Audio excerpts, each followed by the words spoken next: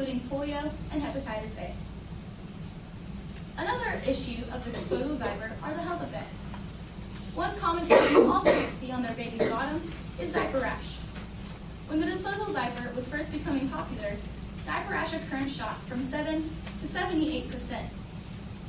All of this health effects can also affect your baby's skin, and these pollutants are then trying to be prevented from entering into the environment. Another issue of the disposable diaper would be the cost factor. For every child 0 to 3 years old, a parent will spend $2,000 to $3,000 just on that child for diaper services alone. Then, to haul all this waste away from our landfills, we spend about $350 million a year. With all that excess money, you could buy your own island or a small fleet of jets. Indeed, the disposable diaper is not the best choice for us, but the conventional cloth diaper that your grandma used generations ago is also not without its troubles. The old cloth diaper used decades ago consisted of several layers of cotton sewn together. Unfortunately, according to GreenGuide.com, cotton production accounts for 1/4 of the insecticides used in our earth. These chemicals can be potentially harmful to beneficial insects and soil microorganisms, pollute our surface and our groundwater, and adversely affect the health of our human and wildlife population. In addition to the environmental effects, the conventional cloth diaper just wasn't that efficient. It wasn't very effective. Safety pins held the diaper in place, so both mom and the baby got stuck during the diapering process. The fit of these diapers also wasn't very good. They often led to sagging and or leaking. Indeed, the disposable diaper and the old cloth diaper is not what we want. Now, I would like to tell you about the advantages of the new eco-friendly diaper. First of all, the eco-friendly diaper is of course made from eco-friendly materials, such as organic cotton, bamboo, and hemp, which prevent harmful contaminants and chemicals from entering our environment. Furthermore, these diapers are usually undyed and unbleached, further avoiding more contaminants from entering our environment and keeping those harmful chemicals away from your baby's skin. Another benefit of the eco-friendly diaper is the cost. For every eco-friendly diaper, about $6 to $18, a parent will save about $300 to $800 just on that child from birth to potty training time, according to an issue of a January 8, 2010 magazine. Another pro of these diapers is that they're eco-friendly. These diapers are usually made of eco-friendly materials, and they also come in many different fits, such as pre-fold, fitted, and all-in-one. Some companies, such as the Bum Genius Bamboo Company, even offer reusable diaper wipes. Additionally, to make the chore of cleaning the diaper easier, parents will use paper liners. These thin, undyed, and unbleached biodegradable liners make cleaning diapers a snap. Just flush the contents and the liner down the toilet, and your diaper is ready for cleaning. As you can see, the eco-friendly diaper is a smarter choice over our disposable diaper and our old cloth diaper. As we make changes in our lives today to keep our planet green, that isn't just another area of concern. It is time for Pampers, Huggies, and Lugs to be thrown out and be replaced with Bummy's Bamboozled Bamboo Diaper, Fuzzy Buns, and Happy Heinz. This morning, my alarm clock didn't go off. I had to wait for my brother to get out of the bathroom. Then I forgot to pack my lunch. I only hope the rest of the day goes better than evening for Alexander. Alexander and the terrible, horrible, no good, very bad day by Judith Thornton. It went to sleep with gum in my mouth, and now there's gum in my hair. And when I got out of bed this morning, I tripped on the skateboard. And by mistake, I dropped my sweater in the sink while the water was running. And I could tell it was going to be a terrible, horrible, no good, very bad day. At breakfast, Anthony found a Corvette Stingray car kit in his breakfast cereal box. And Nick found a junior undercover agent code ring in his breakfast cereal box. But in my breakfast cereal box, all I found was breakfast cereal. I think I'll move to Australia.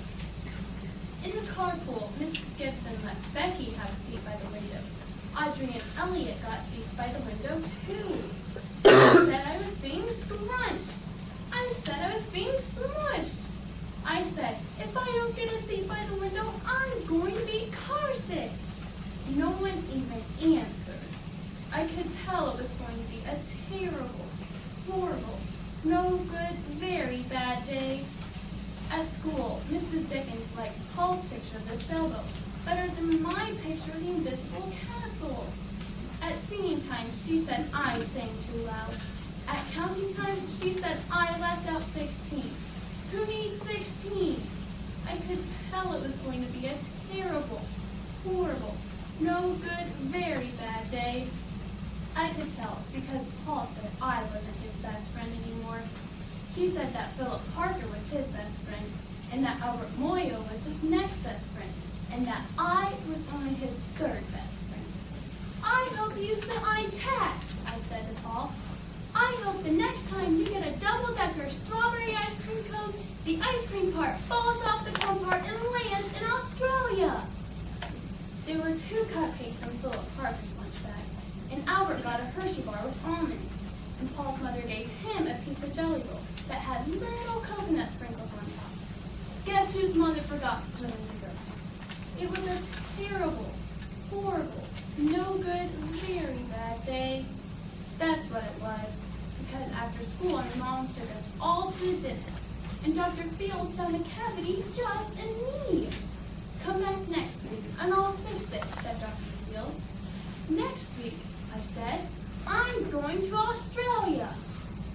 On the way downstairs, the elevator door closed on my foot.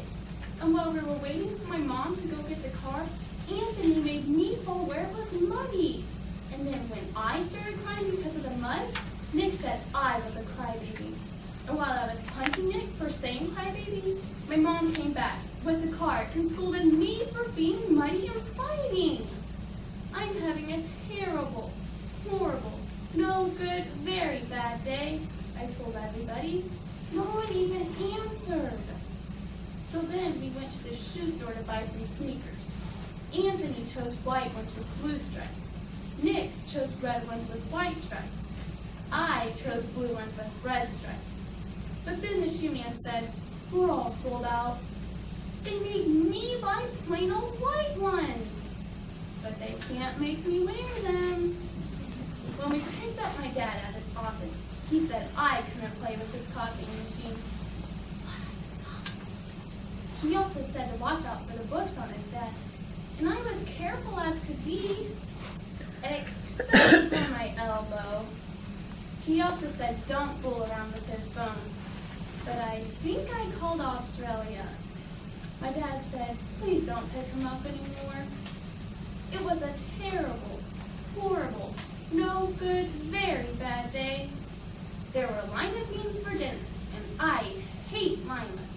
There was kissing on TV, and I hate kissing.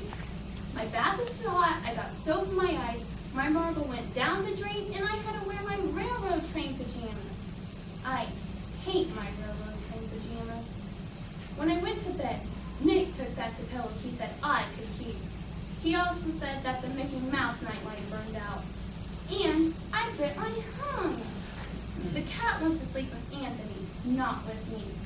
It has been a terrible, horrible, no good, very bad day. My mom said some days are like that, even in Australia.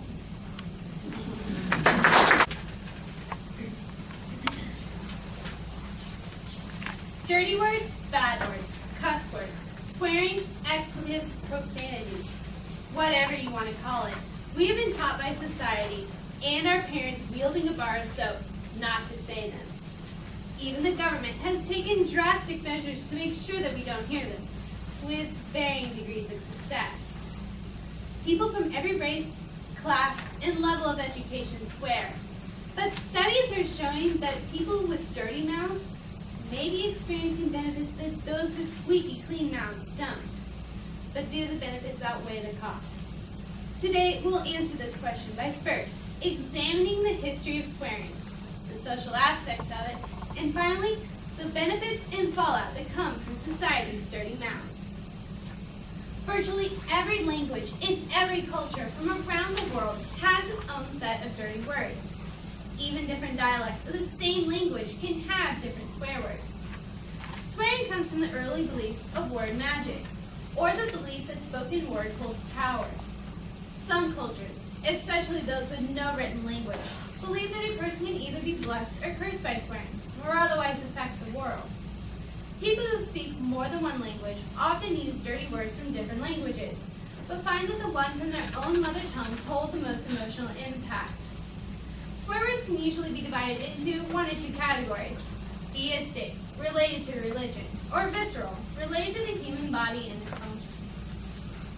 As you can imagine, humans have been using these words in their writings for hundreds of years. The earliest writings, which date back to 5,000 years ago, had their fair share of off-color descriptions of the human body. Jacobean dramatist Ben Jonson peppered his plays with backings and preparatory asses, and Shakespeare could hardly go a stanza without using controversial profanity of the day, such as zounds and splud, offensive contractions of the phrases God's wounds and God's blood. Shakespeare's play, Much Ado About Nothing, is actually a wordplay on Much Ado About an O Thing, the O being a reference to female genitalia. Even the Good Book has plenty of naughty passages, such as 2 Kings chapter 18, verse 27, which, as the King James Version puts it, says, and I quote, "Eat their own dung and drink their own piss." We are even worse in this century. In one episode of the adult cartoon South Park, the same expletive was used 162 times, and by the second book in the series, Harry Potter had his own racial slur, mudblood, a word to describe wizards of non-magical parentage. There is even an entire website called Maledictive Press that is dedicated to teaching people dirty words from a variety of languages. So you might be wondering, who swears more, men or women? Well, as you probably guessed, men do.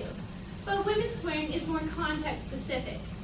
And while men swear to create masculine identity, women swear in part because they're trying to emulate people that they admire. In total, 79% of all people swear in daily conversation, making up 0.3 to 0.7% of all daily speech, according to a Fox News report. To put that in perspective, we say on average 16,000 words a day, 160 of them being swear words. And while the English language has over 70 taboo words, 10 words make up 80% of our swearing. So all this swearing has no benefits whatsoever, right? Wrong. Swearing could have the very beneficial effect of reducing our pain. Psychologists at Britain's Keele University asked 64 students to submerge their hands in a bucket of ice water and endure the pain for several minutes. Half the group was asked to repeat a non-obscene control word, such as table, while the other half was allowed to swear freely.